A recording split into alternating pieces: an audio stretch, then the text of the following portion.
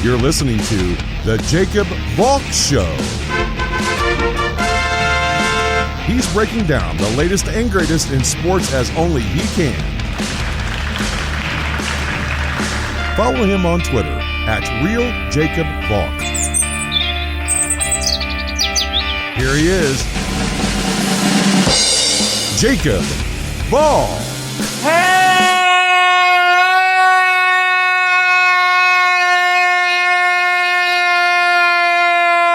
Sports fans, welcome to another edition of the Jacob Valk Show.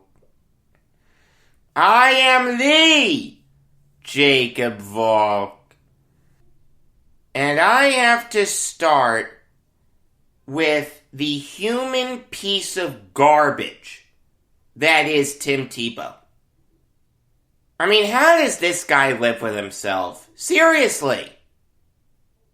How can he look himself in the mirror and claim he's a good Christian? I'm not kidding. Tim Tebow signing with the Jaguars as a tight end is one of the most sickening things I've ever seen in my life. Let's clarify something about who Tim Tebow is. He last appeared in an NFL game in 2012 for my beloved Jets. My hatred of Tebow has nothing to do with what he did with the Jets. Okay? 48 hours ago, I had no issue with Tim Tebow. None whatsoever. When he was on ESPN, I'd listen to him. His insight is good. He's well spoken. I really had no issue with Tebow. But the fact that Tebow is coming back into the NFL after not playing since 2012, since not appearing in a preseason game since 2015, and now trying to make it as a 33-year-old tight end, a position that he has no experience at, makes me want to vomit. Here's what you've got to realize. There are hundreds and hundreds of football players out there begging for an opportunity. Give me a shot and I know I'll make you proud. I'll work harder than anyone. I'll be the first to get there and the last to leave. They work their whole lives to make it in the NFL. They fantasize about playing in the Super Bowl, winning it for their team. They don't have jobs right now. They're staying in shape. They're praying for that one phone call to come that will change their life forever. Instead of Tebow's roster spot going to someone like that, someone who's worked his whole life to play in the NFL, Urban Meyer brought in his national title winning quarterback to once again play tight end. Tight end. A position he's never played before. In the 2013 offseason, if Tebow had said, yeah, I'm willing to play tight end, teams would have given him a shot. No one would have had an issue with that. Could Tebow have made it as a tight end? Maybe. God knows he's built for it, 6'3", 245 pounds. But this guy has never played a game at that position. He is 33 years old. What's the best case scenario for Tebow? He makes it 1, maybe 2 years in the NFL as a tight end? Sure, let's give him a roster spot. Let's not bring in this young kid who's working his tail off every day waiting for an opportunity. My issue isn't with the Jaguars. It's not with Urban Meyer. Okay, it's really not. Urban Meyer won 2 national titles with Tim Tebow as his quarterback. Let's be honest. Without those 2 national titles, Meyer isn't where he is right now. Forget being the head coach of the Jaguars. Forget being the head coach of the Buckeyes. He'd have to go back to Utah or Bowling Green. He knows that. So when Tebow calls him and says, "Hey, coach, I want to try out as a tight end," yeah, Meyer kind of has to let him. And if he feels obligated to sign him, I get that. The fact that Tim Tebow put his old coach in that position just shows you the kind of man he is. He's a terrible person. Yeah, Tim Tebow has a real chance of making it as a tight end for the Jaguars. A team that just signed Chris Manhurt. A team that just drafted Luke Farrell. They have Tyler Davis. They have James O'Shaughnessy. Yeah, Tebow's better than those guys. Oh, God. Imagine being Trevor Lawrence right now. You go to a dysfunctional team in the Jaguars. It seems like they have the ship pointed in the right direction. They had a good draft. And now they're wasting their time with Timothy Richard Tebow. Think about this. Trevor Lawrence may have to throw a pass in either training camp, preseason, or both to Tim Tebow. If you had that on the 2021 bingo card, play lotto tonight. I mean, think about a guy like Lawrence. He's worked his whole life to get to where he is right now. First overall draft pick, national title winner. One of the best collegiate careers of all time. He worked his tail off to get to where he is right now. He literally fought for the right to play last season. Tim Tebow hasn't done anything close to that. It was bad enough that he was taking a roster spot from someone who wanted to try to make it as an outfielder. Yeah, 28 years old. I'm going to first try to become a major league outfielder. The sad part is, he actually wasn't awful. In 2018, for Binghamton, he had 273 with 6 homers and 36 RBIs. He only committed 1 error. I mean, you did think to yourself, maybe, just maybe, this guy will be the next Jim Morris. If he earns his way up, I don't have a problem with that. But he crashed and burned in Syracuse. He hit 163. 240 on base percentage. Again, he was taking playing time away from someone who really had a chance to make it in the majors. Pretty early on, when he started facing major league caliber pitching in AAA, you're going to face some major league caliber pitching, a lot more than you get in AA. You could tell he was overmatched. Thank God he retired. Let him go to ESPN. Let him have fun as a broadcaster. He's fine there.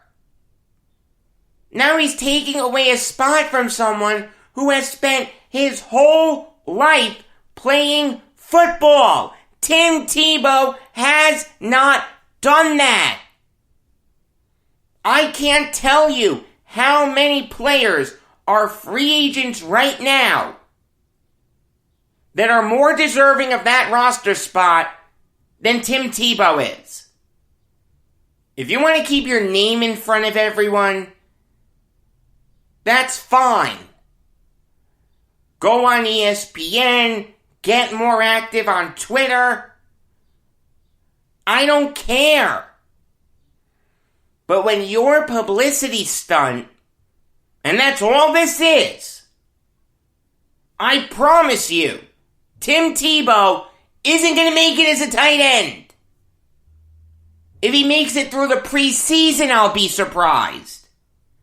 Forget playing in that last preseason game. He could be cut after the first one. If he wanted to be a coach, that's fine. I'd have no problem with that. And I actually think Tim Tebow could be a good coach. Let him work his way up through the ranks and maybe he could be a head coach someday. Like, I seriously think Tim Tebow would be a good head coach. Does he need to earn that right? Absolutely. But that's something that he doesn't know anything about. He's been given everything in life. Destroys Mark Sanchez's confidence in 2012. Screws over Drew Stanton. Takes a spot away from some minor league outfielder who maybe could have made it in the majors. We'll never know. Bob Wischusen just tweeted something that infuriates me. And I quote, "So Tim Tebow shouldn't try this because he might take a spot from a young guy. Okay, maybe it's just me, but if you're a young guy who can't beat out someone who hasn't played in the NFL for 9 years and has never played tight end before, maybe you don't have a long NFL career in your future." Bob, you're missing the point. There's no question that person X, who's been grinding his tail off to try to make it in the NFL as a tight end, if he gets matched up with Tim Tebow, should be expected to beat him. Yes. If he can't, that's a bad look for person X. I get that. Here's the thing, though. Person X isn't going to get that chance because Tebow's there. At this very moment, the Jaguars are carrying 6 tight ends. Chris Manhertz, Luke Farrell, Tyler Davis, James O'Shaughnessy, and Ben Ellefson. They're not going to carry 7. So that 6th tight end spot could have gone to someone who actually deserves it. It's not like Tebow was put up against person X and he legitimately beat out person X. Person X never had a shot. Tebow is taking that shot away from him. If some young tight end calls up Urban Meyer and says, "Hey coach, can I have a shot?" Meyer's gonna say, "No. I don't need another tight end. I have 6. Think about a guy like Kenny Yeboah. A legitimate NFL prospect. Someone who I had a 5th round grade on. He goes undrafted. The Jets give him a shot. And now Yeboah has a chance to realize his NFL dream. That's who deserves the roster spot. Not Tim Tebow. That's who deserves an opportunity. Not a guy who's wasted his life trying to play baseball. I can't believe that I've spent this much time talking about someone who's been out of the NFL since 2012. Only a publicity hound like Tebow. I hope he gets exposed from the word go. I hope he gets run over on every block. I hope he drops every pass. Don't even let him get to the first preseason game. Cut him next month or the month after. Hell, you know what? The signing isn't even official. If Urban Meyer was to say, you know what, I changed my mind, I'm not going to sign Tebow, I realized how stupid it was. Great, fantastic. Tim Tebow is a fraud. He is a disgrace. And I wish nothing but failure upon him. Moving on now to the Patriots, doing the right thing, signing someone who's actually earned an opportunity, legitimately. That, of course, is Harvey Lange. And this is a good move for the Patriots. I like Lange. The reality is, he's a coach's dream. Gives his all on every play. He's fast. He's got a great motor. And I didn't think he was awful with the Jets. Was he great? Absolutely not. According to Pro Football Focus, last year he had a 34.9 overall grade. Now that's a lot lower than it should be, alright? I watched every Jets game last year. He really wasn't that bad. Was he David Harris? Absolutely not. But he definitely didn't embarrass himself out there. Belichick is gonna like him because he plays with such a high intensity. He loves guys like that. He did used to be a Patriot. Was actually a pretty highly sought after undrafted free agent. Got into one game with the Patriots. Then he got into a vicious car wreck. Nearly ruined his NFL future. But give him credit, he kept working towards it. The Jets gave him a chance. He showed that he belongs in the NFL. And the Patriots are bringing him back. The dichotomy between him and Tim Tebow is amazing. Good move by the Patriots. Alright, now I'll give you some NHL Valk talk. And something's rotten in Buffalo. The Sabres had their end-of-season interviews yesterday, and 3 of their best players are rightfully ticked off. Just to give you the Cliff Notes version, John Vogel of The Athletic relayed that Sam Reinhart said that he's disappointed in having gone through another season where there weren't any meaningful games. He doesn't want to go through a rebuild. Rasmus Ristolainen is now open to a trade.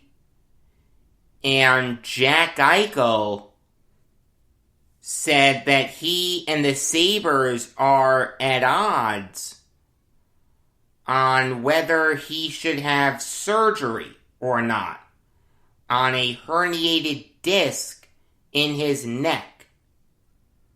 Eichel wants the surgery. The Sabres don't want him to have the surgery. Evidently, because he's under contract with the Sabres, they get the final say on whether he has surgery or not. So much for my body, my choice. If the player wants surgery, how can you prevent him from having surgery? That's ridiculous. I mean, it's not like Eichel played through it. He only played in 21 games this year. What, you want another season where he misses more than half the games? Get him the surgery. If it's going to correct the issue, get him the surgery. You know, the reality is all three of these guys, Eichel, Reinhart, and Ristolainen, have been great soldiers. They've all spent their whole careers with the Sabres.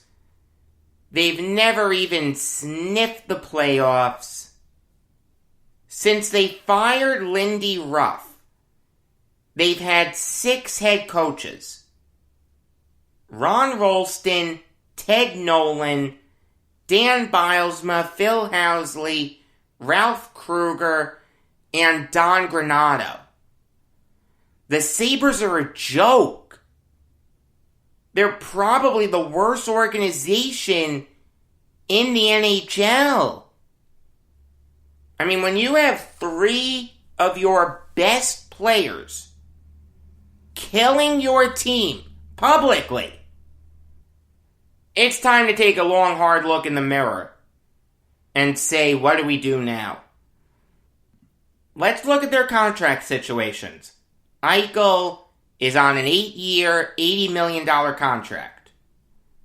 Ristolainen is headed into the last year of his 6-year, $32.4 million contract. And this offseason, Sam Reinhart is once again going to hit restricted free agency. I mean, it's high time to have this conversation. Should the Sabres blow things up?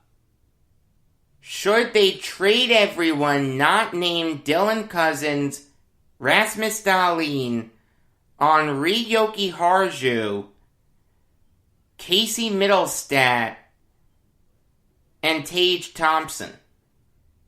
You can make the argument for it. I mean, at some point, you've got to admit that what you're doing just isn't working. Taylor Hall, probably the best free agent of last offseason, only scored 2 goals with the Sabres. He was a minus 21. You give him away to the Bruins, and he's basically a point-a-game player again.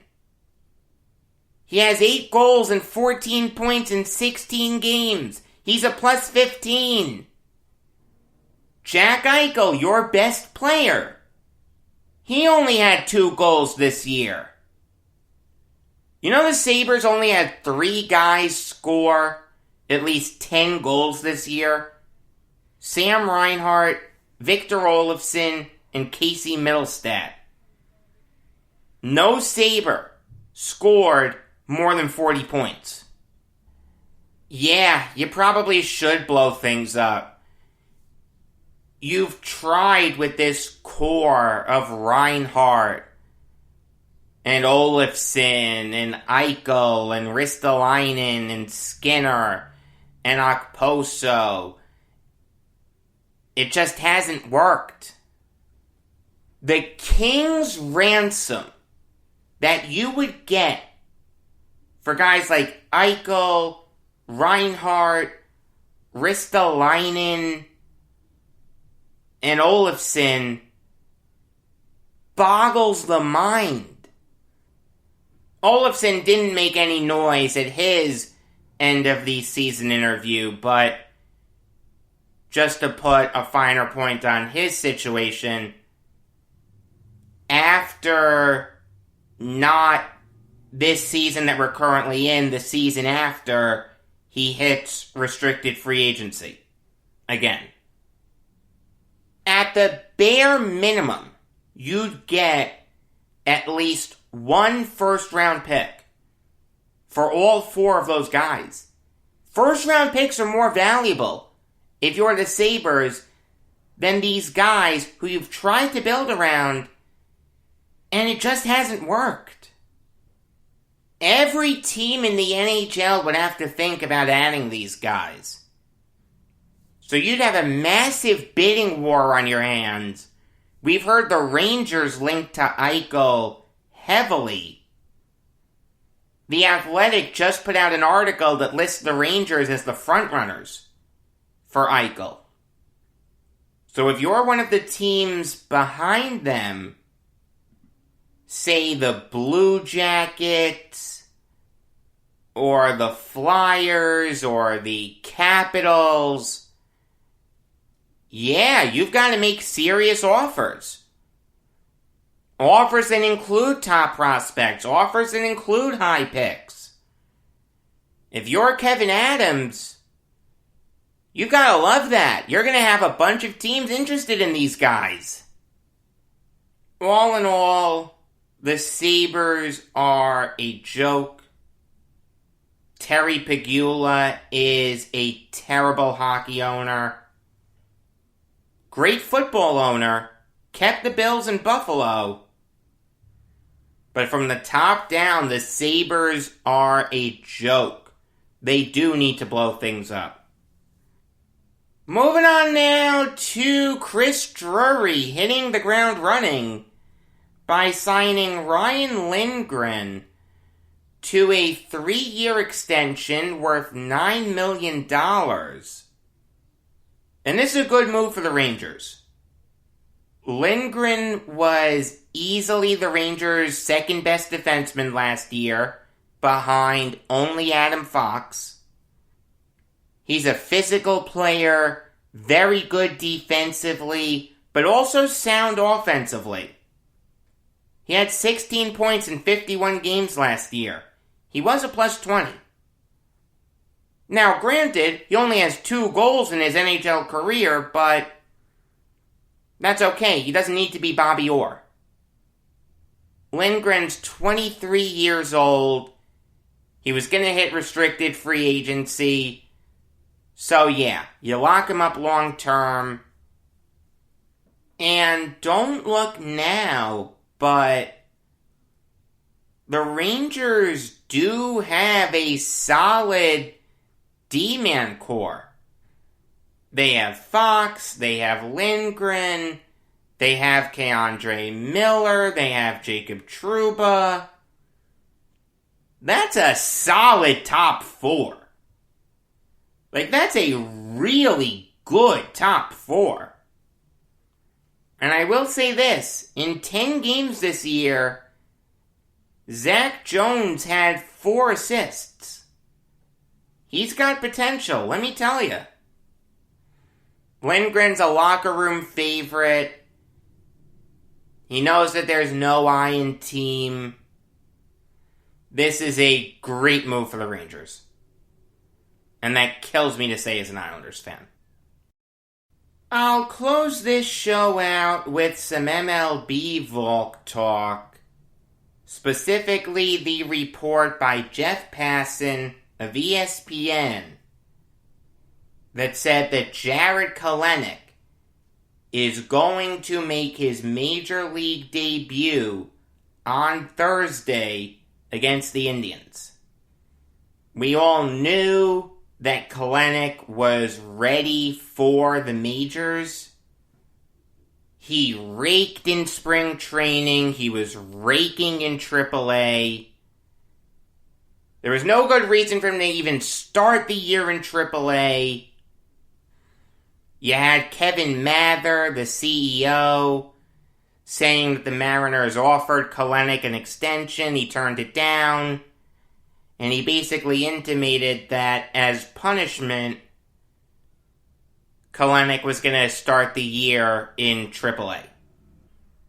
Obviously, that would give the Mariners an extra year of control over him. I hate when teams do that. I spoke about that at the time. Just to give a boiled down version of what I suggested for a remedy, something similar to what the CHL does with exceptional players Guys like John Tavares and Aaron Ekblad and Sean Day were granted special eligibility. Put a committee together with a bunch of scouts, a bunch of GMs, and a bunch of managers, and have them determine which players are so exceptional that they'll accrue service time regardless of whether they're in the majors or not. But back to Kalenic, it's clear that the Mariners could use him. They're hanging in there. In terms of the playoff race, they're 18-17. They're only a half game behind the Yankees for that second wildcard spot. I know it's May, but still, you don't want to fall too far behind. Put yourself in an impossible hole to get out of, like the Tigers or Rockies. The Mariners do have a glaring hole at left field. Sam Haggerty just isn't getting the job done. He's hitting under 200. He has a .239 on base percentage. He is dreadful. Now, you look at that outfield that's going to have from left to right, Jared Kalenic, Kyle Lewis, and Mitch Haniger. That's a really good young outfield. Let me tell you, it brings back memories of those Mariners outfields with Jose Cruz, Ken Griffey Jr., and Jay Buhner. Now, as we all know, Jay Buhner got to the Mariners via a terrible trade by the New York Yankees. The Ken Phelps trade was so bad that it was lampooned on Seinfeld. Kalenic has a similar origin story, if I may. He got traded to the Mariners along with Justin Dunn and a few other players by the Mets in exchange for Edwin Diaz and Robinson Cano. Way to go, Brody. You know, it's kind of funny. People are already putting that trade in the same category as Nolan Ryan for Jim Fregosi and Amos Otis for Joe Foy. Worst trades in Mets history. And look, here's what I'll say. I think Jared Kalenic is going to be a great outfielder for the Mariners for a long time. He's a 5-tool player, does everything exceptionally well. The sky's the limit for him. And Justin Dunn looks to be a key part of the Mariners' rotation going forward. I understand where Mets fans are coming from, but I do encourage them to pump the brakes. At the end of the day, we really have no idea how Dunn and Kalenic are going to do 10 years from now. Do I think they're going to work out? The answer is yes, but we don't know for sure.